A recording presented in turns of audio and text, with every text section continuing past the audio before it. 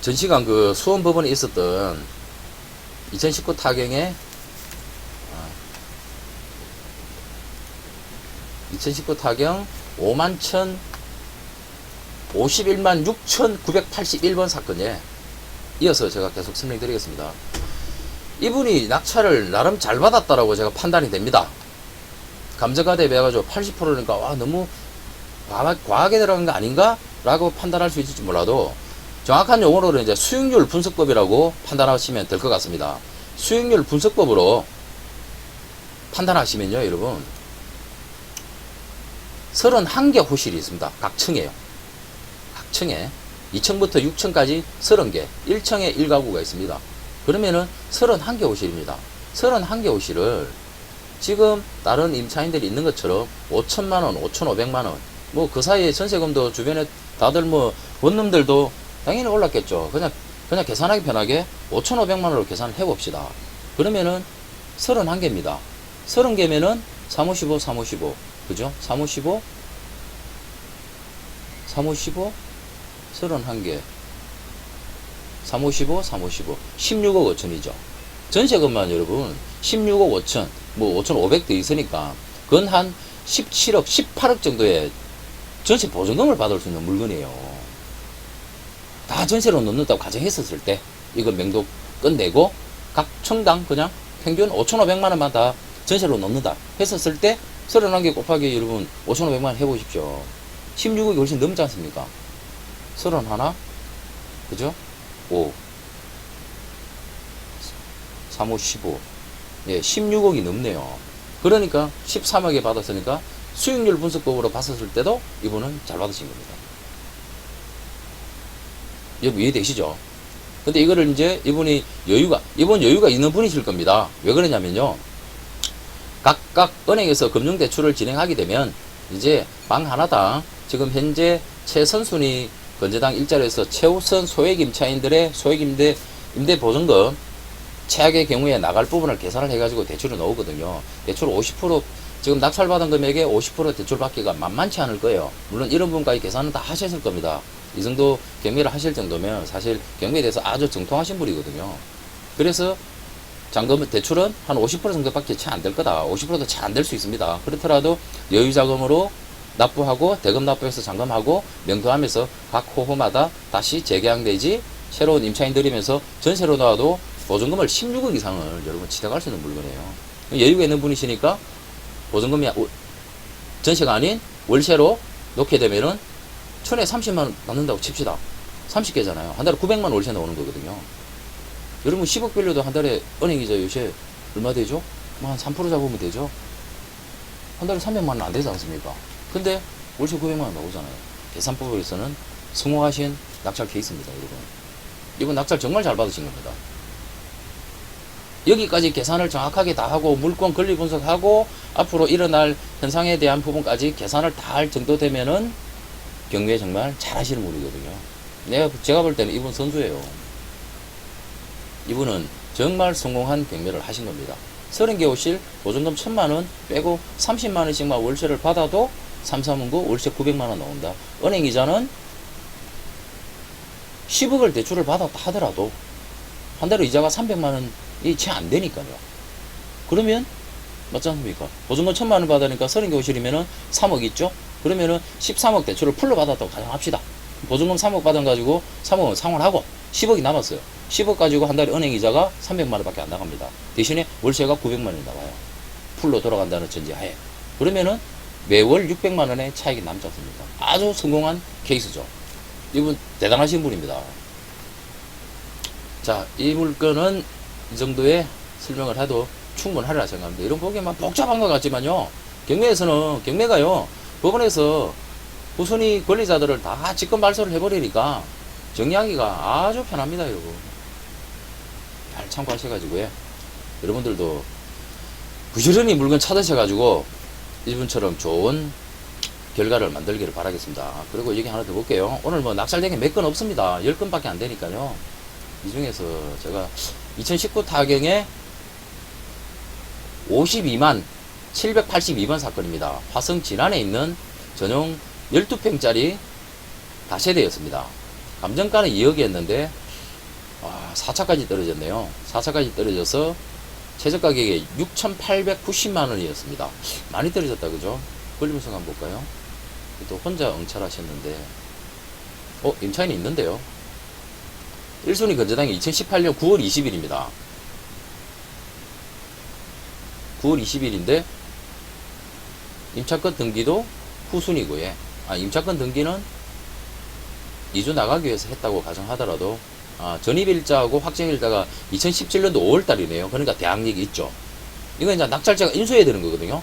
1억 7,500을 그대로 인수해야 됩니다. 이 물건은 1억 7,500에 플러스 경매비용, 그러니까 1억 7,500에 플러스 경매비용 몇백만 하면은 그건 1억 7,800 내지 1억 8천짜리 물건이에요. 근데 이거를 이분이 낙찰을 받았다. 이분은 이 대금 납부하고도 배당하고 부족한 부분에 대해서 인수해야 되거든요. 그러면은 이분은 권리분석 잘못한 것 같은데요. 권리분석을 잘못하지 않았으면 어차피 대항력 있는 임차인의 관계, 어떤 특별한 관계, 본인 명의로 낙찰을 받아도 되지만 본인 명의로 받을 수 있는 상황이 아니라서 엄님을 내세워서 받았다든지, 그러지 않는 이상은 이분은 임차인의 전액 보증금을 인수해야 되기 때문에요. 임차인과의 어떠한 혈연 지연 관계가 아니라고 하신다 그러면 이분은 아마 대금 미납하실 겁니다. 여러분도 관심 있게 지켜보셔가지고 보십시오. 대금 미납하고 다시 재경매 잡힐 것 같습니다. 결론은 제가 그렇게 드릴 수 있습니다. 인수할 수 있는 임차인 있는 부분들, 여러분 이거 정말 조심하십시오. 정말 간단한 권리분석인데 이거를 제대로 못 지켜버리면 여러분 그냥 입찰보증금 그냥 날리는 거예요. 오늘 입찰보증금 690만원 690만원은 벌라 그래 보세요. 요즘 같은 이 코로나 시국에 벌기 힘듭니다. 건물은 필로티 구조로 해가지고 아주 잘 지어졌네요. 잘 지어졌고 주차 가구당 한 대씩 되도록 해서 잘 지어져 있는데 방 2개, 욕실 하나 잘 지어져 있는 물건이지만 일단은 권리분석에 대한 부분을 이분께서 제대로 못하신 것 같습니다. 하여튼 이 부분은요, 여러분 다음에 재경매가 나오게 되면 이러한 임차인의 인수할 수 있는 권리가 있는 물건들은 정말 조심해야 된다. 그 부분 꼭 명심하셔가지고 권리분석해서 입찰에 응하도록 하십시오. 매송에 일단 매송의 주택인데 감정가에 113%에 받았네요. 그것도 두 분이 들어오셨는데 짧게만 볼게요.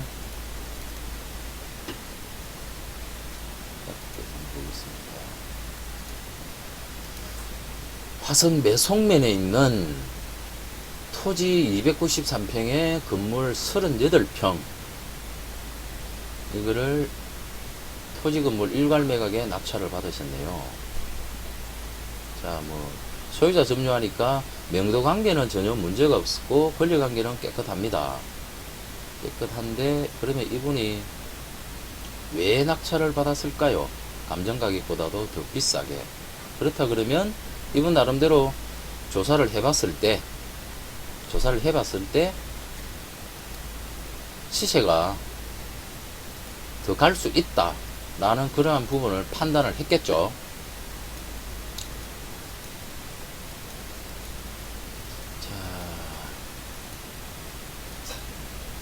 자, 서해안고속도로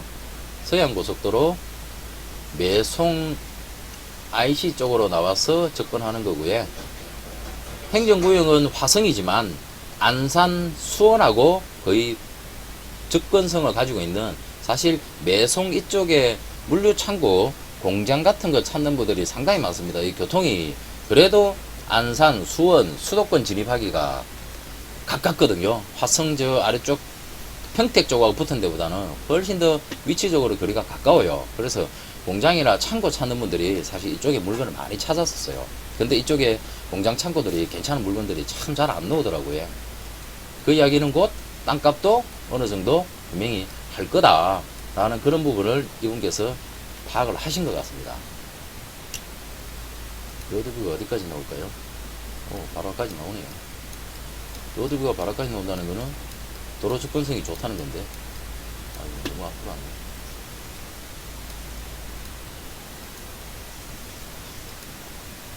아이고, 넘어갔다.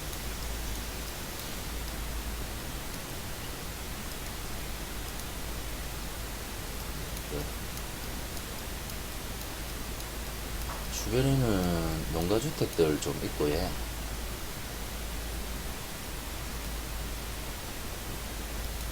다시 한번 봅시다.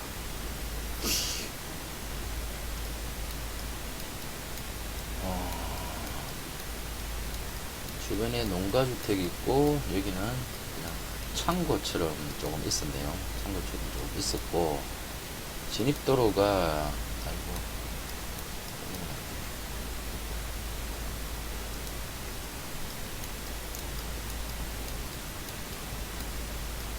접근 도로가 나쁘지 않은 것 같거든요, 여러분.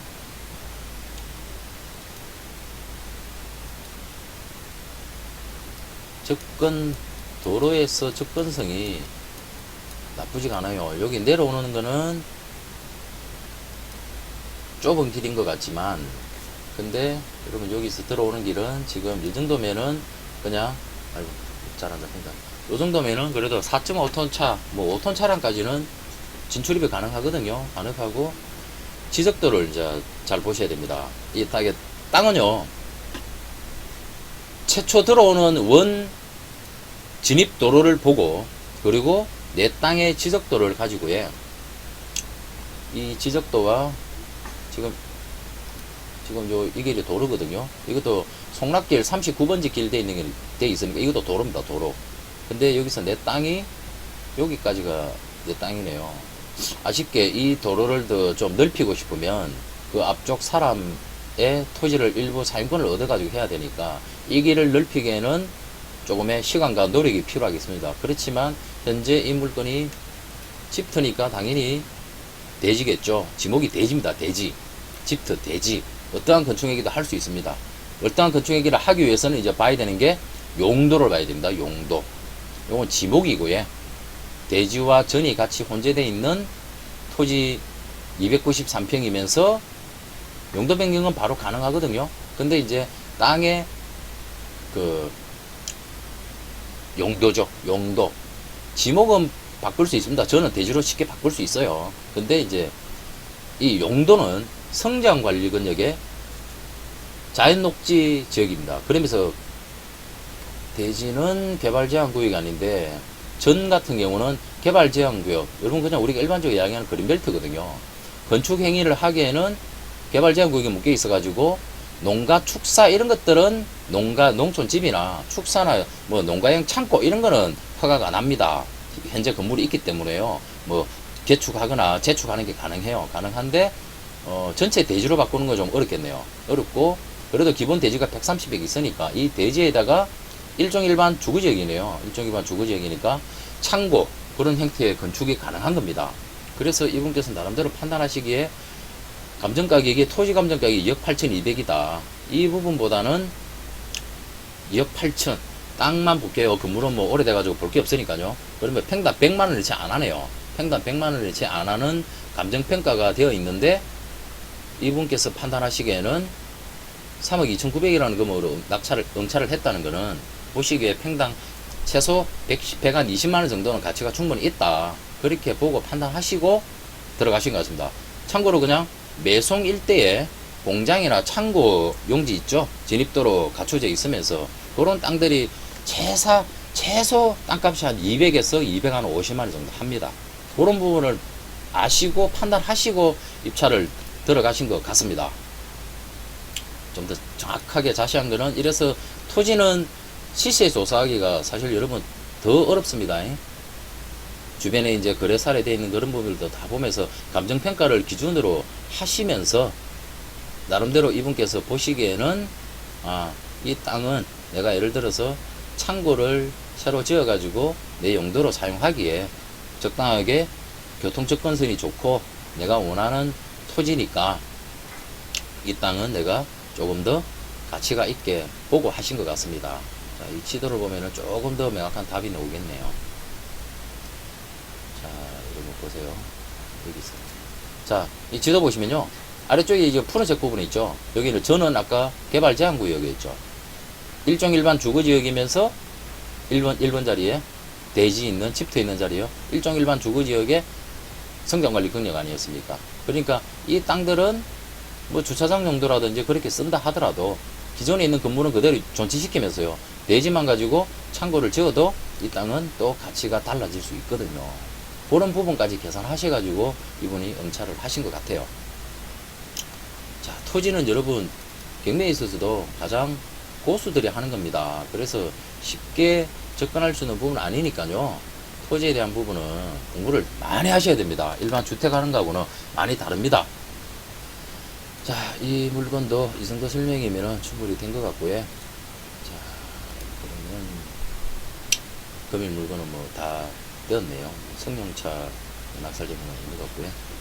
자, 여러분 보시다시피 어제 오늘 해가지고 제가 그 법원에서 금일 실시간 경매를 여러분 제가 이 영상을 해서 제작을 해드렸습니다. 제가 앞으로 일어날 경매 물건들 앞으로 7일 내지 8일 전에 경매 진행되는 수도권 일대만 일단 제가 먼저 해드릴게요. 그 중에 조회수 가장 많은 거, 조회수가 많은 순서별로 해서 추려서 말씀을 드리도록 하겠습니다. 오늘 제가 이 설명드렸던 몇 가지 케이스 중에 이러면 정말 많은 게 숨어 있습니다. 정말 이분 같은 경우는 아까 그 다가구 주택 받으신 분요. 이분은 정말 성공한 케이스에 경매 취득을 한 사례입니다. 고수입니다. 이런 분이. 여러분들도 이렇게까지 될 수 있도록 공부 많이 하시고요. 현장 많이 다니시면서 정말 계산기 주판 잘 두드려야 됩니다. 권리 분석은 기본이면서 시작점이고요. 뭐 수익에 대한 이런 부분들 계산 잘 하셔가지고 성공한 투자가 될 수 있도록 하시고 그 전 케이스 보셨다시피 인수될 권리가 있는데 그런 부분 잘못 파악하면 여러분 입찰 보증금대로 날리고 시간은 시간대로 사람만 고생합니다. 그러니까 그렇지 않도록 제발 좀 더 신중을 기하십시오. 뭐 서두에 말씀드렸지만 지금 우리나라 부동산 시장 자체가 전반적인 경기가 침체되면서 다 지금 하향으로 내려가고 있습니다. 그래서 지금의 경매를 준비하시고 입찰을 준비하시는 분들은요, 조금 더 보수적으로 접근하십시오.